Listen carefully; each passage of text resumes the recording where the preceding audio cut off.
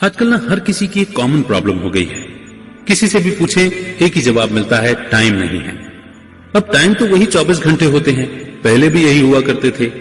मगर फिर ऐसा क्यों है कि कुछ लोग इन 24 घंटों में बहुत प्रोडक्टिव हो जाते हैं और कुछ टाइम नहीं होने की शिकायत ही करते रहते हैं। तो आज की ऑडियो बुक समरी ना हमारी इस कंप्लेंट को पूरी तरह से दूर कर देगी। तो आज की ऑडियो बुक समरी है 168 आवर्स, जिसे लिखा है लॉरा वैंडरकैम ने। लॉरा एक ऑथर, स्पीकर, राइटर और पॉडकास्ट होस्ट हैं। उन्होंने टाइम मैनेजमेंट और प्रोडक्टिविटी पर बहुत सारी बुक्स लिखी हैं। उनके article the New York Times, the Wall Street Journal और भी दूसरी जगहों में छपे हैं। लॉरा के TED talk how to gain control of your free time को 5 मिलियन से भी ज्यादा बार देखा गया है। अपने बिजी शेड्यूल के बावजूद वे अपने हस्बैंड और अपने 5 बच्चों के साथ क्वालिटी टाइम बिताती हैं। तो आइए हम भी उनके बताए सीक्रेट्स को समझें। शुरू करते हैं 168 आवर्स बाय लॉरा वैंडरकैम। क्या आप बहुत सारी जिम्मेदारियों को एक साथ निभा रहे हैं और आपको अपनी लाइफ का कंट्रोल वापस चाहिए? क्या आप थक गए हैं और आपको ब्रेक चाहिए? क्या आपकी टू डू लिस्ट इतनी ज्यादा भर गई है कि आप सांस नहीं ले पा रहे हैं? तो यकीन मानिए हम आपको समझते हैं।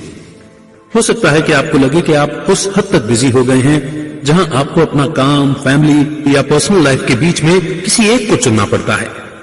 पर अगर आपको इनमें से किसी भी चीज को चूज करने की जरूरत ही न पड़े तो कैसा हो अगर आपको आपका काम और पर्सनल लाइफ दोनों ही मिल जाएं और आप एक बैलेंस्ड लाइफ जी पाएं। आप एक वर्ल्ड क्लास कंपनी चला सकते हैं और साथ ही हाइकिंग के लिए एक दिन की छुट्टी का मजा भी ले सकते हैं। कितना अमेजिंग है ना ये बुक आपको सिखाएगी कि टाइम कैसे काम करता है और आप बिजनेस चलाने के साथ साथ एक भरपूर जिंदगी कैसे जी सकते हैं। सबसे पहले आप ये जानकर हैरान होंगे कि अपना टाइम बिताने की आपकी जो भी अंडरस्टैंडिंग है वो गलत है। आप हफ्ते के 168 घंटों की सच्चाई के बारे में जानेंगे।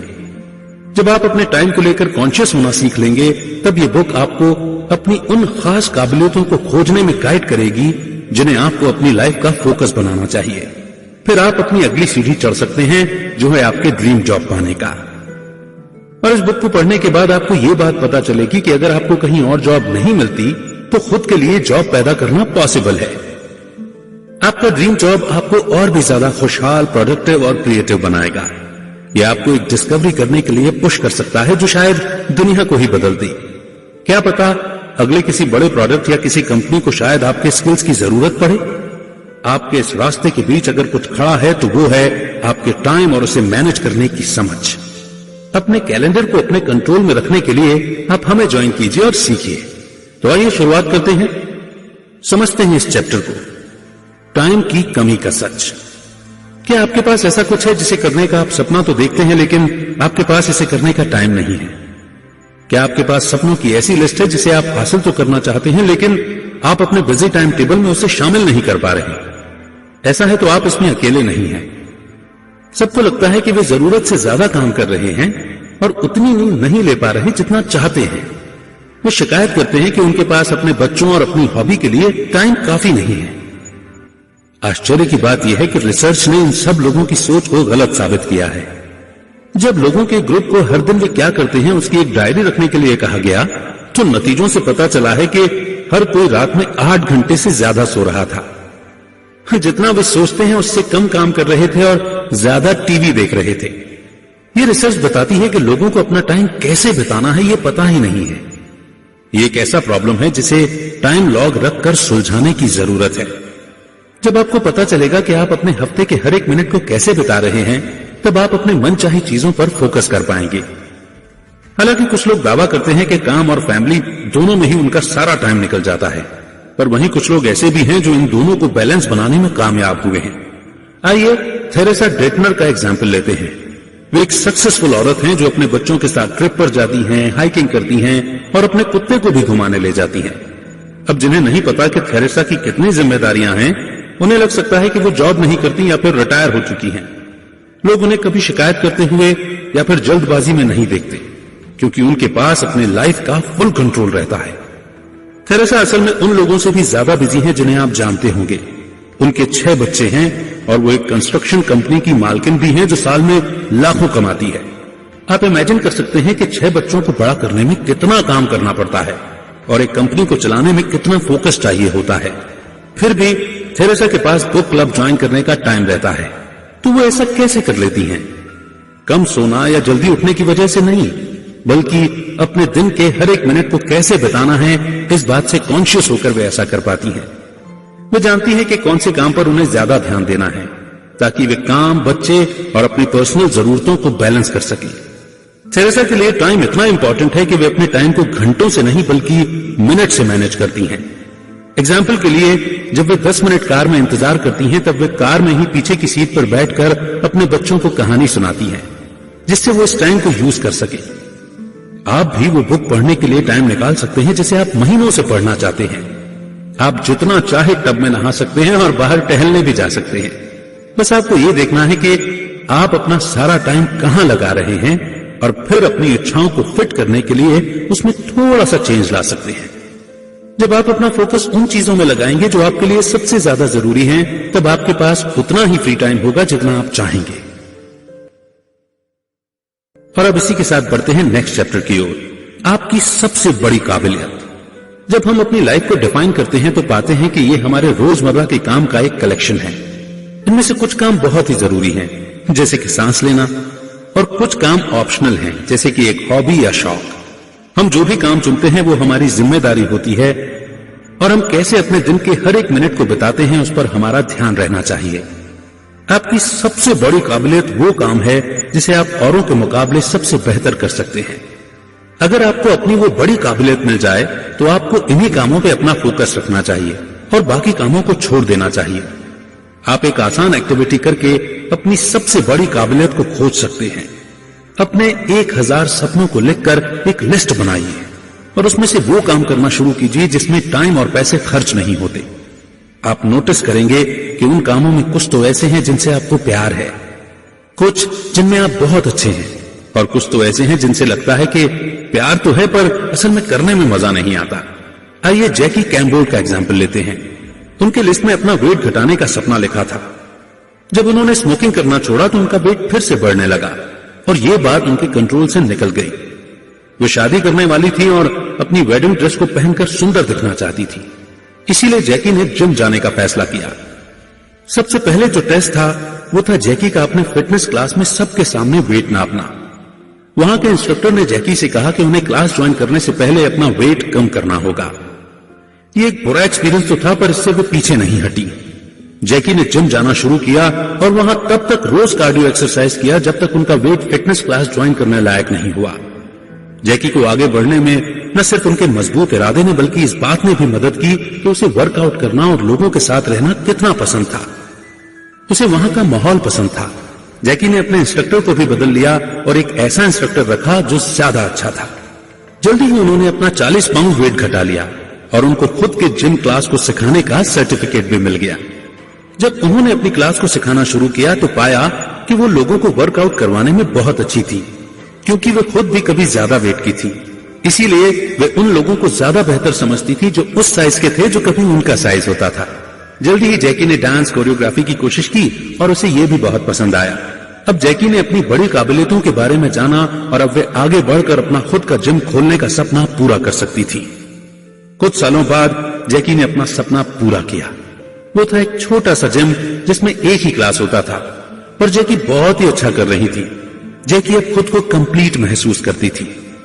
उनके ओवरवेट होने के बैकग्राउंड ने उनको सब साइज के लोगों से डील करने में मदद की और जल्दी ही वे अपनी इन बड़ी काबिलियतों के कारण मशहूर हो गई। अब जैकी के पास 6 टीचर वाला अपना जिम है और उनका एक डीवीडी भी रिलीज हुआ था जिसका टाइटल था real world yoga, real people with real bodies. आप भी जैकी जैसा बन सकते हैं और वो काम करके फेमस हो सकते हैं जिस काम से आपको बहुत प्यार है। बस आप वैसा काम ढूंढिए जिसमें आप बेस्ट हैं और बाकी की बातों को आगे के चैप्टर्स में एक्सप्लेन किया जाएगा। द राइट जॉब, यानी कि सबसे सही जॉब। बहुत सारे लोग ऐसी कंपनियों में काम करते हुए अपनी पूरी जिंदगी लगा देते हैं जो उन्हें पसंद ही नहीं है और ऐसा काम करते हैं जिससे वो नफरत करते हैं। सही जॉब चुनना उतना ही जरूरी है जितना अपना हस्बैंड या वाइफ चुनना। अगर आप वो काम नहीं करते जिससे आपको प्यार है या ऐसा काम करते हैं जो आपको पसंद नहीं है तो आप थके हारे ही लौटेंगे। सही जॉब के लिए काम करने से आप ज्यादा खुश, मोटिवेटेड और ज्यादा क्रिएटिव होंगे। सही जॉब वही है जो आपको फ्रीडम ऑफ चॉइस देता है, आपको चैलेंज करता है, अच्छा टीम वर्क और सपोर्ट देता है। आपको अपना जॉब छोड़ना नहीं है, बस अभी के जॉब में बदलाव लाना है ताकि आपके पास अपना कुछ शुरू करने के लिए पैसे जमा हो सके। सही जॉब चुनने के लिए अपने 1000 सपनों की लिस्ट को चेक करें।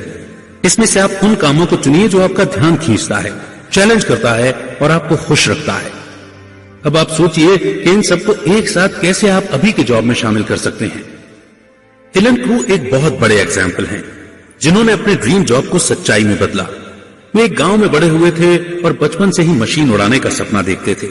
एक वक्त था जब एलन ने बांस के डंडों और डक टेप से हैंग ग्लाइडर यानी कि बिना इंजन का हवाई जहाज बनाया था। वो अपने इस क्रिएशन से बहुत ही खुश थे और अपने दोस्तों के साथ मिलकर उन्होंने इसे टेस्ट करने की कोशिश की। वे पहाड़ी से नीचे गिरने लगे और उन्हें इस बात से तसल्ली हुई कि ग्लाइडर क्रैश होने के पहले वो जमीन से कुछ फीट दूर उतरने में कामयाब हो गए थे। एलन क्रैश में बच गए और हाई स्कूल में उन्होंने कुछ और नई चीजें बनाने की कोशिश की। अपने प्रोफेसर की मदद से उन्होंने विंड टनल का एक बेहतर मॉडल तैयार करने की कोशिश की। एरोडायनेमिक्स कैसे काम करता है उसे बेहतर तरीके से समझना उनका गोल था। उन्होंने विंड टनल के सपोर्ट सिस्टम को मैग्नेट से बदलने की कोशिश की। एलन का मानना था कि यह तरीका मॉडल को बेहतर बनाएगा, क्योंकि मैग्नेट हवा के बहाव में कोई दखल नहीं देता है। इस क्रिएशन के लिए उन्हें इनाम दिया गया, जिससे उन्हें और भी आगे बढ़ने का बढ़ावा मिला। एलन ने एरोनॉटिक्स में पीएचडी की और बहुत सारे आविष्कार किए। उनका एक फेमस आविष्कार है स्विफ्ट, जो कि एक ऐसा प्लेन है जिसे उड़ने के लिए इंजन नहीं चाहिए। स्विफ्ट को पैरों से लॉन्च किए जाने वाला सेल प्लेन भी कहा जाता है। ये कोई भी आवाज नहीं करता और चिड़ियों की उड़ान की नकल करता है। एलन को बचपन से ही अपनी बड़ी काबिलियत के बारे में पता था। क्या आपको लगता है कि वो इतने कामयाब होते अगर वे एक खेत में काम करते जिसके लिए उनमें कोई जोश नहीं था? बिल्कुल नहीं। बचपन से टीनेज और बड़े होने तक एलन उड़ान भरने के सपनों के लिए प्रैक्टिस करते रहे और काम करते रहे, इसीलिए वे कामयाब हुए। लोग कहते हैं कि लंबी शादीशुदा जिंदगी के लिए कड़ी मेहनत करनी पड़ती है। यही बात अपने पैशन को पूरा करने में भी लागू होती है। पर अब नेक्स्ट चैप्टर है अपना कैलेंडर कंट्रोल करना।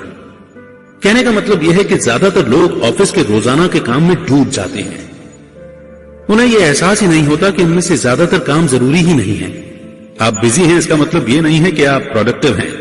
अपने हर हफ्ते के 168 घंटों को बेहतरीन बनाने के लिए आपको उन कामों को करना छोड़ देना चाहिए जो आपके जॉब या फिर आपकी जिंदगी में कोई वैल्यू नहीं जोड़ता है। ये काम बस टाइम की बर्बादी है। आपको इनके बजाय अपनी काबिलियत के कामों को करना चाहिए। जब आप अपने कैलेंडर को साफ करेंगे तो आप उन चीजों में फोकस कर पाएंगे जिस पर काम करने से आपकी लाइफ में गहरा असर होगा। आइए जॉन एनर के बारे में जानते हैं, जिन्होंने अपनी काबिलियत से करोड़ों लोगों की जिंदगी बदल दी। John the Independent Press Association के फाउंडर थे। 6 साल बाद उन्होंने अपनी ऑर्गेनाइजेशन को एक छोटे बिजनेस से बड़ी कंपनी में बदल दिया, जो कई 100 मैगजीनों को बिजनेस सर्विसेज देती थी। फिर वे वियतनाम के ईस्ट मीट्स वेस्ट फाउंडेशन नाम के दूसरे ऑर्गेनाइजेशन में चले गए। एक लीडर के तौर पर उन्होंने उन 3 बड़ी काबिलियतों में अपनी फोकस रखने की कोशिश की जिससे देश को फायदा हो सके। ये थे मेडिकल ट्रीटमेंट, साफ पानी और एजुकेशन। जॉन और उनकी टीम ने पाया कि वियतनाम में पैदा होने वाले 30% बच्चे जो टाइम से पहले पैदा हो जाते हैं, वे अपने जन्म के फौरन बाद ही मर जाते हैं। इसीलिए उन्होंने बेबी एयर मशीन बनाया जिससे इन बच्चों को बचाया जा सके। इस प्रोजेक्ट के शुरू करने के 1 साल बाद की स्टडी ने दिखाया कि इन बच्चों के डेथ रेट में 10% की गिरावट आई थी, जो कि बहुत ही चमत्कारी सुधार था। कुछ लोग कह सकते हैं कि जॉन लकी थे, पर उनकी कामयाबी का कारण अपनी टीम को अलग तरीके से चलाना था। जब उन्हें उनकी कामयाबी का राज पूछा गया तो उन्होंने कहा कि जिंदगी बदल देने वाली जिस प्रिंसिपल को उन्होंने अपनी कंपनी में लागू किया था, वो था अपने सारे एम्प्लॉयज को असरदार मीटिंग कैसे करते हैं वो सिखाना। जॉन ने नोटिस किया कि कंपनी की मीटिंग ज्यादातर टाइम की बर्बादी होती है और उन्होंने एक नया एजेंडा बनाया जिसे सारे लोगों ने शेयर किया। इस एजेंडा में साफ साफ छोटे छोटे मीटिंग के टाइम टेबल बने थे, जहां वही एम्प्लॉय भाग ले सकते थे जो सीधे उस काम से जुड़े हुए थे। बाकी सबको कॉन्फ्रेंस में बुलाना बेकार था। कंपनी मीटिंग के टाइम में सुधार लाने की वजह से अब एम्प्लॉयज के पास अपने काम में लगाने के लिए ज्यादा टाइम बच गया था, बजाय इसके कि वे एक ही प्रेजेंटेशन को बार बार सुनते। जॉन जानते थे कि अपने कैलेंडर से उन कामों को कैसे साफ करना है जिनसे उनकी कंपनी को कोई प्रोडक्टिव वैल्यू नहीं मिल रही थी। इसके रिजल्ट में उन्हें और उनके फाउंडेशन को एक्स्ट्रा ऑर्डिनरी सफलता मिली। और अब समझते हैं नेक्स्ट चैप्टर, एक बड़ी उपलब्धि, एनाटॉमी। अब जब आप कॉन्शियस हो ही गए हैं कि अपने दिन के हर मिनट को कैसे बिता रहे हैं और अपने कैलेंडर को आपने साफ भी कर लिया है, तो अब आप कुछ ऐसा करने पर फोकस कर सकते हैं जो दुनिया बदल सकता है। सिर्फ अपनी काबिलियत को जानना और उस पर काम करना ही काफी नहीं है, आपको और भी ऊंचा एम रखना होगा। आपको बड़ी अचीवमेंट के लिए एम करना चाहिए। ऐसा आप तभी कर पाएंगे जब आपकी नजर अपने अगले बड़े मौके पर रहेगी, जब आप उसे सही तरीके से पूरा करने के लिए काम करेंगे, अपॉर्चुनिटी के लिए तैयार रहेंगे और फिर सफलता की सीढ़ी चढ़ेंगे। लिया इंग्राम एक ब्लॉगर थी। वो शादियों के बारे में लिखती थी, पर उन्हें उस काम से नफरत थी। वो इस टॉपिक के बारे में लिखकर इतना परेशान हो गई थी और कसम खा ली थी कि अगर उन्हें फिर से शादी का ब्लॉग लिखना पड़ा तो वो अपना सिर दीवार पर दे मारेंगी। उनका बचपन एक ऐसे परिवार में गुजरा था जो कम खर्चीला था। उसके बावजूद 40 की उम्र तक पहुंचते पहुंचते लिया बहुत कर्ज में डूब गई थी। इसलिए उन्होंने डिसाइड किया कि अब वे कम बजट वाली लाइफ को अपना नया स्किल बनाएंगी।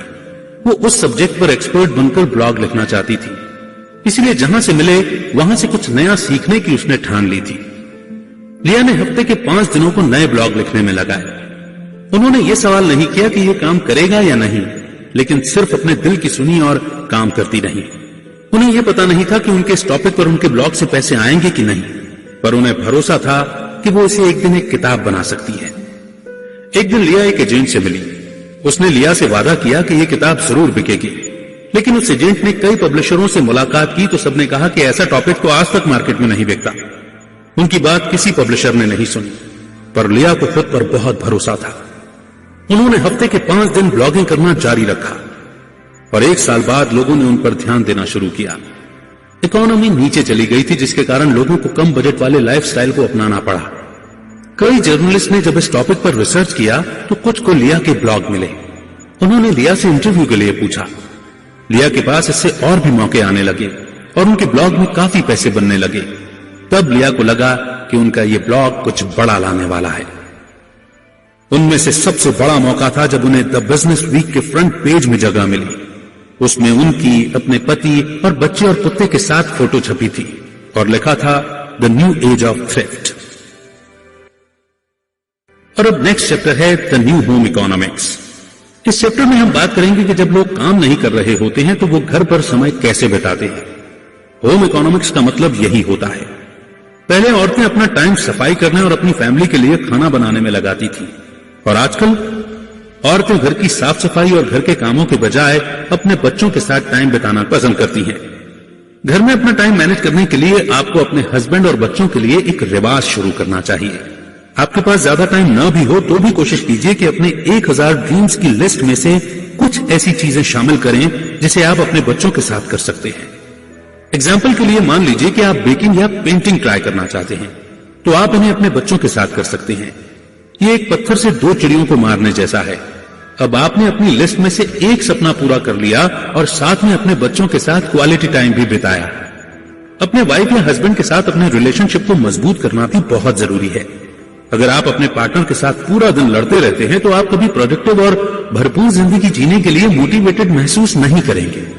इसीलिए आपको अपने हस्बैंड या वाइफ के लिए एक टाइम सेट करने की जरूरत है। अगर आप अपने बच्चों को किसी के पास छोड़ सकें तो आपको डेट नाइट या फिर वीकेंड में कोई ट्रिप पर जाना चाहिए। अगर आप ऐसा नहीं कर सकते हैं तो अपने बच्चों के सो जाने के बाद कुछ घंटों के लिए घर पर ही रोमांटिक सा माहौल बनाकर अपने पार्टनर के साथ टाइम बिताइए। इससे आपको घर के बाहर जाने की भी जरूरत नहीं पड़ेगी। आपके घर के आंगन या फिर बालकनी को ही आप अपनी डेट के लिए तैयार कर सकते हैं।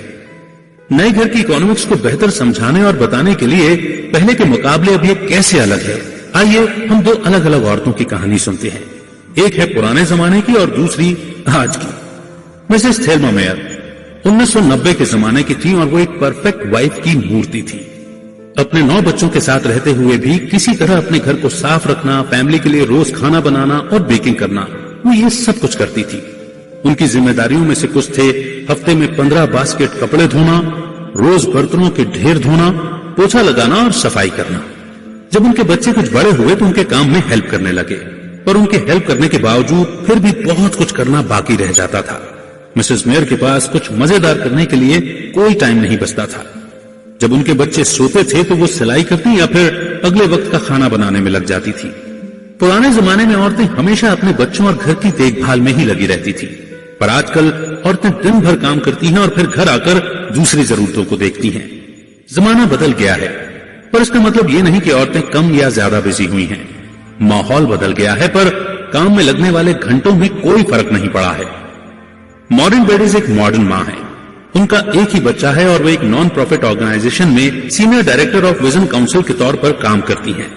सबसे बड़ी बात यह थी कि उनके हस्बैंड आर्मी में थे, जिसकी वजह से वो मॉरिन को किसी भी काम में हेल्प नहीं कर सकते थे। लेकिन मॉरिन ने किसी भी तरह से सभी जिम्मेदारियां निभाई। वो 5:30 बजे ही सुबह अपने कुत्ते के साथ जॉगिंग करने जाती, फिर उनकी बेटी 6:30 बजे उठती तो वो एक साथ ब्रेकफास्ट करते और अपने दिन की तैयारी में लग जाते। मॉरिन अपनी बेटी को स्कूल छोड़ने के बाद ऑफिस चली जाती थी। शाम के 5 बजे मॉरिन अपनी बेटी को लेते हुए घर पहुंचकर एक साथ डिनर करती, फिर सब अपने कुत्ते को वॉक के लिए ले जाते। 7:30 बजे मॉरिन अपनी बेटी को सुला देती और उसके बाद वो आधे घंटे के लिए जितना हो सके साफ सफाई कर लेती थी। फिर वो 9:30 बजे तक अपने ऑफिस के काम करती थी। ये एक वर्किंग माँ के लिए परफेक्ट टाइम टेबल है। मॉरिन को 8 घंटे सोने के लिए मिल जाता था। हालांकि वो काफी बिजी हैं, फिर भी अपने बच्चों के लिए, एक्सरसाइज के लिए, साफ सफाई के लिए और अपनी ऑर्गेनाइजेशन के प्रोजेक्ट्स के लिए टाइम निकाल लेती थी। तो कुल मिलाकर के इस बुक का यही समझाना है कि नए घर के इकोनॉमिक्स में बदलाव के साथ दुनिया बदल गई है। हमारे रोज के काम बढ़ गए हैं और लगता है कि अपनी फैमिली के लिए और मजे करने के लिए हमारे पास काफी टाइम नहीं बचता है। डिमांडिंग जॉब और एक से ज्यादा बच्चे होना हर किसी के लिए प्रॉब्लम नहीं होता। कुछ लोग मैनेज करके काम चला लेते हैं। ये बुक उन जैसे लोगों की स्टडी पर बनी है जिसमें यह बताया गया है कि कैसे कुछ लोग सब कुछ मैनेज कर लेते हैं और कुछ नहीं कर पाते। इस बुक से और इसमें मेंशन स्टोरी से अपनी टाइम लॉग रखना सीखा, जिससे आपको एहसास होता रहे कि आप किस तरह अपना टाइम बिता रहे हैं। आपने ये भी सीखा कि हर दिन आप जो काम कर रहे हैं उसे जानने से आपको अंदर से कैलेंडर साफ करने में मदद मिलती है और आप सिर्फ वही चीजें रख सकते हैं जो आपकी प्रोडक्टिविटी के लिए सबसे ज्यादा मायने रखती हैं। इसके साथ ही इस बुक ने आपको खुद को बेहतर समझने में मदद की। आपने जाना कि आपकी लाइफ की सबसे बड़ी काबिलियत कौन सी है और उन्हें आप कैसे बड़ी कामयाबी में बदल सकते हैं। अपने टाइम को ट्रैक करें, अपने कैलेंडर को हल्का करें और अपने फोकस को उन चीजों में रखें जो आपके लिए मायने रखते हैं और फिर आप एक परफेक्ट बैलेंस्ड लाइफ जी सकेंगे। तो 168 घंटों के सीक्रेट को बेहतरीन रूप से समझाने वाली ये ऑडियो बुक ये आपको जरूर पसंद आई होगी, ये मेरा विश्वास है। कमेंट सेक्शन में आपके फीडबैक जरूर दीजिए। आपको इस बुक में सबसे इंटरेस्टिंग बात कौन सी लगी वो भी हमें बताइए और अगली बुक समरी आप कौन से विषय पर या किस बुक की सुनना चाहेंगे वो भी आप हमें बताइएगा। फिलहाल के लिए नमस्कार, जय हिंद। आजकल ना हर किसी की एक कॉमन प्रॉब्लम हो गई है। किसी से भी पूछें एक ही जवाब मिलता है,